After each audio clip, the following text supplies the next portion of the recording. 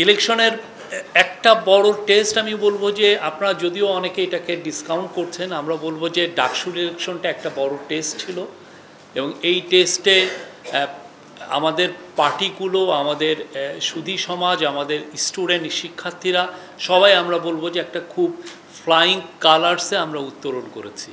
এটা খুব ইম্পর্টেন্ট, এমন একটা ইলেকশন যেখানে একটা ইনসিডেন্ট ঘটেনি, এটা ল অ্যান্ড অর্ডার রিলেটেড একটা ইনসিডেন্ট ঘটেনি। 40,000 ছেলে মেয়ের মধ্যে 80% একটা টার্ন আউট হয়েছে। এটা একটা অ্যামেজিং একটা টার্ন আউট। এটা বোঝা যাচ্ছে যে এই যে আমাদের যে যারা ইয়াং ছেলে মেয়ে তারা কতটা আসলে কিনলি ছিলেন এই ডেমোক্রেটিক অ্যাক্টিভিটিসে তারা পার্টিসিপেট করার জন্য। এবং এটা আমি বলবো যে আরও 2-3টে ইলেকশন সামনে আছে, প্রত্যেকটা ইলেকশনই আরও সুন্দরভাবে হবে এবং যে আমাদের পার্টিগুলো